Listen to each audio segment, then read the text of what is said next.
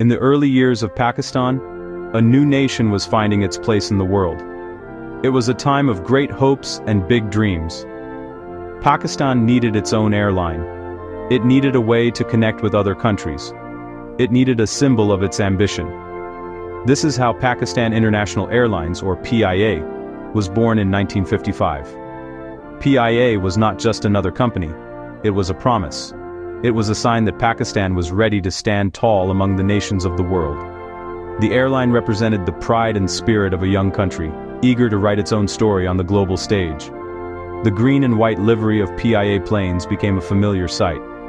It was a moving embassy for Pakistan. Each flight carried more than just passengers. It carried the aspirations of millions. When a PIA plane landed in London, when a PIA plane landed in New York, when a PIA plane landed in Beijing, it was a moment of national pride. The airline was a bridge, connecting Pakistanis living abroad back to their homeland. It also opened up Pakistan to the world, inviting tourists, business leaders, diplomats to discover the new country. The airline was truly the wings of the nation. The 1960s were a time of incredible achievement for PIA. This decade is rightly called its golden age. It was led by a visionary air marshal who insisted on perfection. PIA became known for its punctuality, outstanding service. It broke records and set new standards for the aviation industry. In 1962, PIA became the first airline from a non-communist country to fly to China. This was a major diplomatic and commercial achievement. It opened up a new air corridor and strengthened ties between Pakistan and its powerful neighbor. The airline's slogan, "Great people to fly with," was more than just words. It was a reality that passengers experienced on every flight. The service on board was legendary. The food was excellent. The cabin crew was trained to provide the highest level of care. It was the first Asian airline to operate a pure jet aircraft, the Boeing 707. This showed its commitment to using the most modern technology available. PIA's excellence did not go unnoticed. Other countries and their airlines looked to PIA as a model.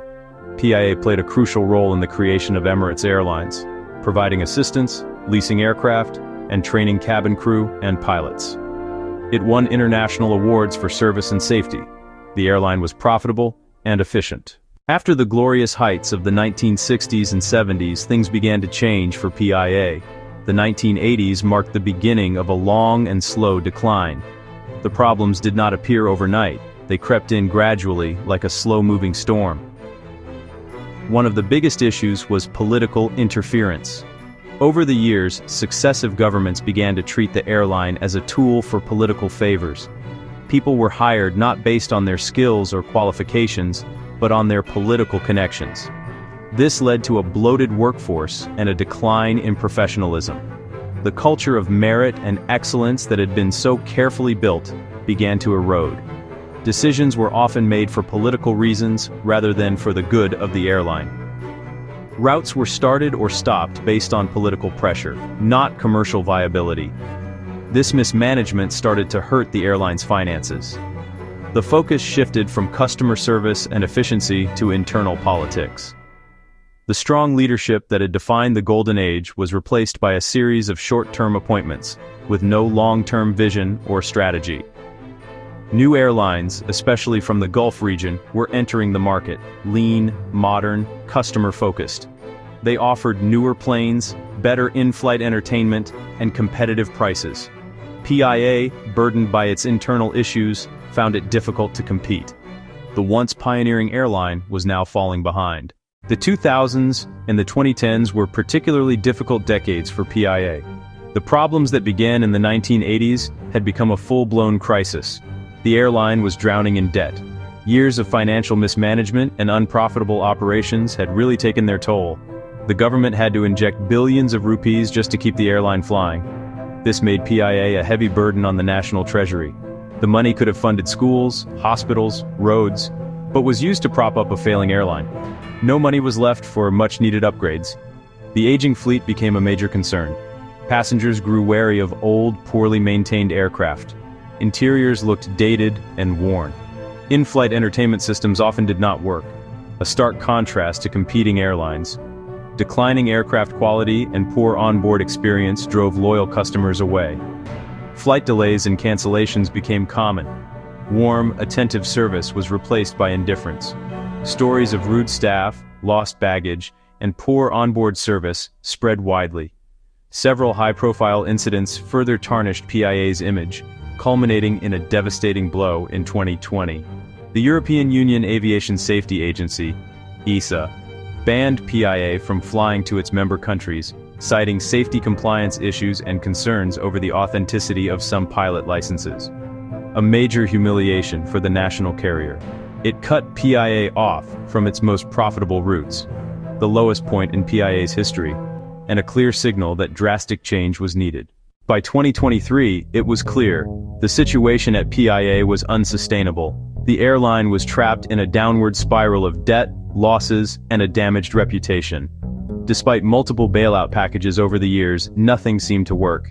Mismanagement, overstaffing, political interference. The airline's total liabilities had ballooned, far exceeding the value of its assets. It was costing Pakistani taxpayers billions of rupees every year to keep it afloat. The government realized continuing with the same model was no longer an option. The decision to privatize PIA was not made lightly.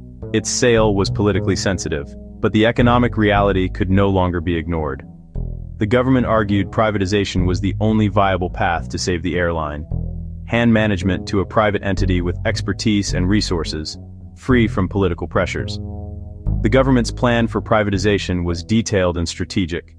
Attract a reputable investor, inject fresh capital, modernize the fleet, bring in world-class management practices. By selling a majority stake, the goal was a lean, efficient, profitable airline, ending the drain on the national budget and boosting competition. The announcement was met with mixed reactions. Many supported the decision.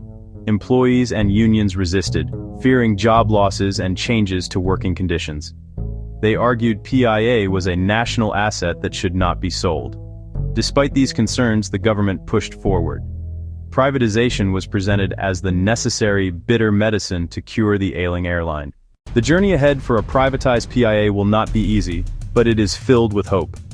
Privatization offers a chance for a new beginning, a reset for an airline that has lost its way. If managed correctly, this could be the turning point everyone has been waiting for. Bring in a new management team with proven aviation experience, empower them to make decisions based on commercial logic, free them from political interference. Create a new culture focused on performance, customer service, profitability. Modernize the fleet. Invest in new, fuel-efficient aircraft. Reduce operational costs. Improve the passenger experience. Modern cabins with comfortable seats, state-of-the-art entertainment.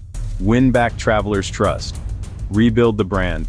Return to the basics of the golden age: punctuality, reliability, exceptional service. Every touchpoint must be seamless. Booking a ticket, baggage collection. Win back the hearts and minds of the Pakistani people. Be the first choice again, not just patriotism, but best service and value. Commit to excellence from every employee, pilots, cabin crew, ground staff, engineers. Earn great people to fly with, again. If the airline can consistently deliver on its promises, passengers will return. The pride that was once associated with PIA will be restored.